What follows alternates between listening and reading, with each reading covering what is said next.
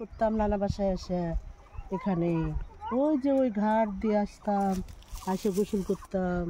আচ্ছা, এটা দেখে কিন্তু অনেক বড় মনে হচ্ছে, তাহলে সেক্ষেত্রে এত বড় জায়গা কতটুকু জায়গা নিয়ে হতে 100 পারে? বিঘা এটা। 100 বিঘা? হ্যাঁ 100 বিঘা জিনে তৈরি করেছিল এক রাত্রে। তাও আবার জিনে তৈরি করেছে? হ্যাঁ অনেক দিন আগে, সে আমার নানার আমলে সেই করেছি, অনেক আগে। তারপরে আমরা এখানে যখন বোনের বিয়ে দিলাম এখানে আসতাম, আসে দিঘিতে গোসল করতে আসতাম, সেই মজা করে গোসল করতাম। নানা বাড়িতে 10-15 দিন চোখের সামনে কোনো অতি প্রাকৃত কোনো ভয়ঙ্কর ঘটনা ঘটেনি?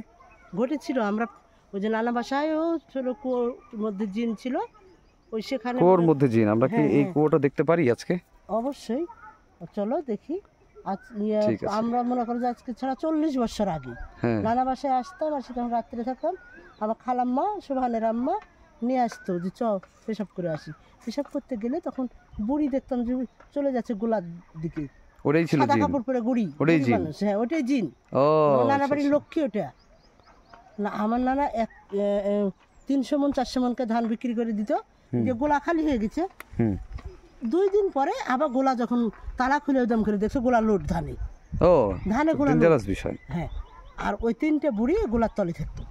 আচ্ছা, ঠিক।